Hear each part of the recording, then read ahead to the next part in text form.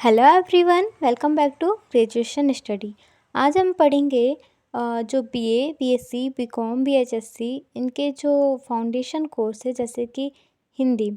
तो इसका हम आज देखेंगे यूनिट 1 जो कि है इसका यूनिट 1 का चैप्टर 1 जो कि किसके द्वारा लिखा गया है, भवानी प्रसाद मिश्र के द्वारा।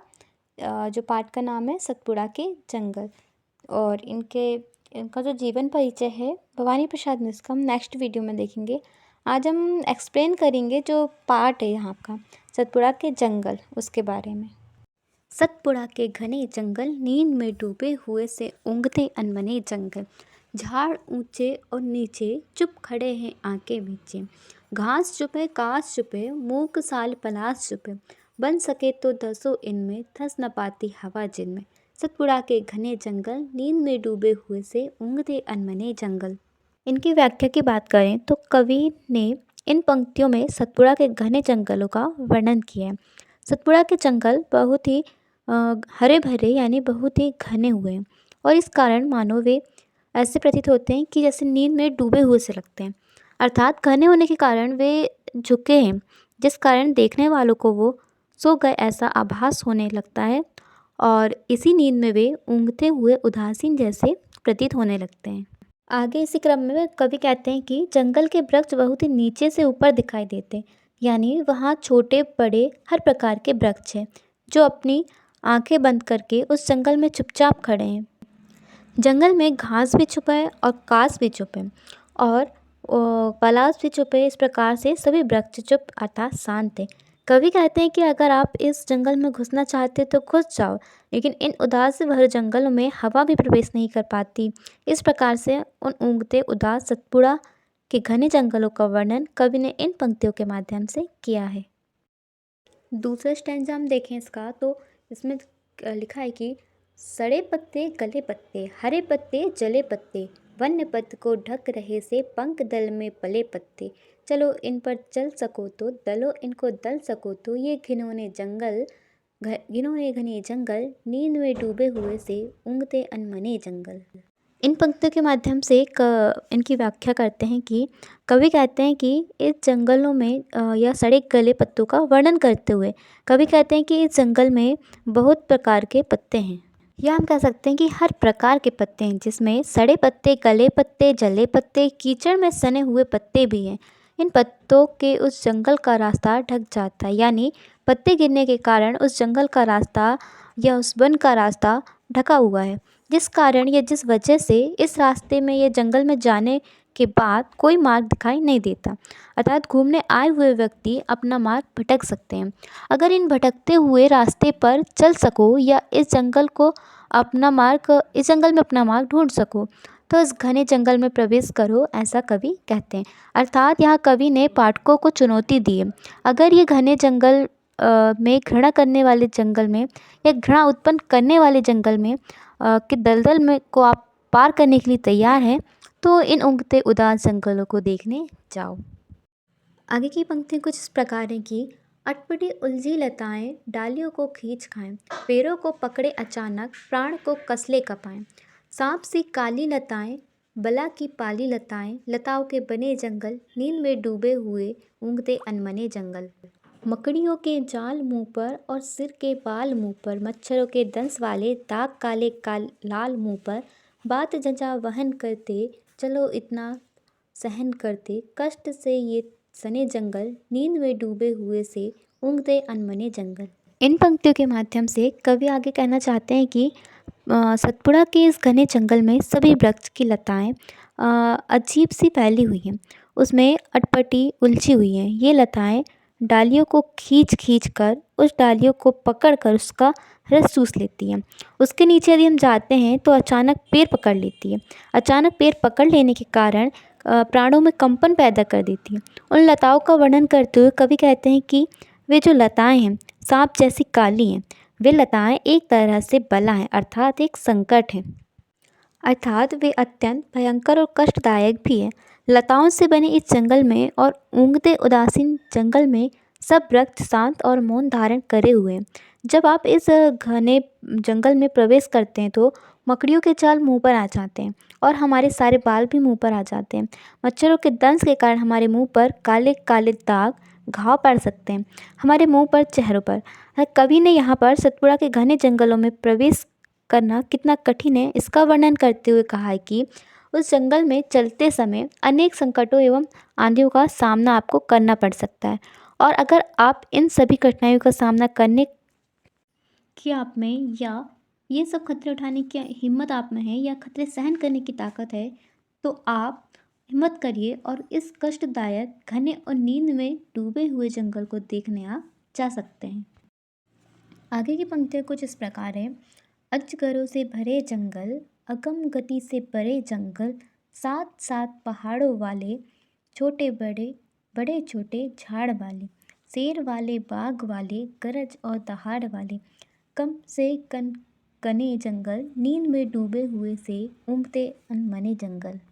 इन वनों के खूब भीतर चार मुर्गे चार तीतर, पाल कर निश्चित बैठे, विजन वन के बीच बैठे, झोपड़ी पर फूस डाले, गौंड तगड़े और काले, जबकि होली पास आती सरसराती घास खाती, और महुए से लपकती मत करती बास आती, गूंज उठते ढोल इनके, गीत इनके, गोल इनके, सतपुड़ा के घने जंगल, नींद में डूबे हुए से ऊँघते अनमने जंगल। कवि इन पंक्तियों का वर्णन करते हुए कहते हैं कि यह जंगल अजगरों और पूरे सांपों से भरा हुआ है। ये जंगल अपनी गति से सबसे आगे है। इस जंगल में सात सात पहाड़ भी हैं, बड़े छोटे वृक्ष भी उसमें भरे हुए हैं। उस जंगल में दहाड़ मारने वाले और गरजने वाले शेर और बाघ भी हैं। इतना घना जंगल है तो इसमें बड़े बड़े प्राणी भी होंगे। तो उन प्राणियों का वर्णन कवि ने यहाँ पर किया है, जिनकी आवाज़ सुनकर प्राणी के मन में भी डर की लहर दौड़ती है, यह कंपन पैदा करती है। उस शांत उदास जंगल में आप देख सकते हैं कि उस वनों के भीतर बहुत ही एक प्रकार से क्या है, गोंड जाति के लोगों का बसेरा है। उनके पास चार मुर्गे चार तीतर के पक्षी को उन्होंने पाल रखा है और वे उस जंगल में छिन कर बैठे हुए हैं। उस निर्जन वन में वे रहते हैं। उनके घर के रहने का वर्णन करते हुए कवि ने कहा है कि उनकी झोपड़ियों पर घास फूस डले हुए हैं। गोंड लोग खा पी कर तगड़े दिखने में काले होते हैं, और जब भी होली का समय आता है तो उस जंगल के सरसराती घास से गाने और गीत की आवाज़ आती है। जंगल के महुए के वृक्ष के एक प्रकार से, जो वहाँ के वृक्ष का नाम है महुआ, वहाँ के एक प्रकार से फेमस है। तो उस वृक्ष से लपकती हुई मद भी भरी उससे भी बहुत अच्छी सुगंध आती है। होली के अवसर पर ढोल गूंजते हैं इन लोगों के, और गीत के बोल भी सुनाई पड़ते हैं। कवि ने यहाँ पर रहने वाली गोंड जाति का वर्णन किया है। नींद में डूबे हुए उदास जंगल है, उसमें से ये गोंड जाति के लोग बहुत ही भीतर रहते हैं, अपना बसेरा वहाँ पर डाला है। आगे की पंक्तियाँ देखें तो जगते अंगड़ाइयों में, खो गड्ढे खाइयों में, घास पागल कास पागल, साल और पलास पागल, लता पागल वात पागल, डाल पातर पागल वात पागल, मत्त मुर्गे और तीतर इन वनों के खूब भीतर, क्षितिज तक फैला हुआ सा, मृत्यु तक मैला हुआ सा, क्षुब्ध काली लहर वाला, मथिल उत्थिल चहर वाला, मेरू वाला शेष वाला, शंभु और सुरेश वाला, एक सागर जानते हो, ठीक वैसे घने जंगल, नींद में डूबे हुए से ऊँघते अनमने जंगल। कवि ने इन पंक्तियों के माध्यम से सतपुड़ा के जंगलों का वर्णन करते हुए कहा है कि यह जंगल हमेशा अंगड़ाइयों ले लेकर समेटे रहता है। ये जंगल गड्ढों और खाइयों से फैला हुआ है। इस जंगल के सभी वृक्ष, घास पलाश, लता, वायु, डाल सब पागल हो गए। इन वनों के बहुत ही अंदर मुर्गे और चीतर सब मस्त हो गए हैं। यह घना जंगल क्षितिज यानी कि आकाश तक फैला हुआ है। ऐसा हमें लगता है मृत्यु में मैला हुआ सा जंगल भयभीत करने वाला है। काली लहर जिस तरह फैल जाती है, उसी तरह मथिल जहर वाले सांप के तरह भी यह फैला हुआ है। इन्होंने वर्णन किया है कि उस जंगल का मेरू वाला, शेष वाला, शंभु और सुरेश वाला जो सांप हमने इस धरती पर उठाए हुए हैं, ऐसी हमारे यहाँ पर दंत कथाएँ। इसी तरह यह जंगल हमें भयानक प्रतीत होता है। एक सागर को जानते हो क्या, ऐसा कवि ने यहाँ पर प्रश्न किया है। उसे आप कैसे मानते हो, ऐसा सवाल कवि ने किया है। क्योंकि उस जंगल में ठीक वैसा ही सागर है, शांत घने जंगल में सब दिखाई देता है। इस प्रकार से कवि ने इन पंक्तियों में सतपुड़ा के जंगल का वर्णन किया है। आगे की पंक्तियाँ कुछ इस प्रकार है। धसो इनमें डर नहीं है, मौत का ये घर नहीं है, उतर कर बहते अनेकों, कल कथा कहते अनेकों। नदी निर्झर और नाले, इन वनों ने गोद पाले, लाख पंछी सौ हिरंदल, चांद के कितने किरंदल। झूमते वन फूल फलियाँ, खिल रही अज्ञात कलियाँ, हरित दूर्वा रक्त किसलय, पूत पावन पूर्ण रसमय। सतपुड़ा के घने जंगल, लताओं के बने जंगल। कवि कहते हैं कि यह सतपुड़ा के जंगल के बारे में आपने इतना सुना, इतना सुनने के बाद आपको सतपुड़ा के पर्वत में एक प्रकार से सुना कि कितना भयंकर है, कष्टदायी है, तो इस प्रकार से आपको मन किया होगा कि हम इसमें नहीं जाएंगे। तो आपको क्या है कि किंतु आपको डरना नहीं है, इन जंगलों में प्रवेश कर लो, यह मौत का घर नहीं है। भले ही इनमें कठिनाइयाँ, कष्ट, संकटें हैं, उस जंगल में उतर कर अनेकों बहित हैं।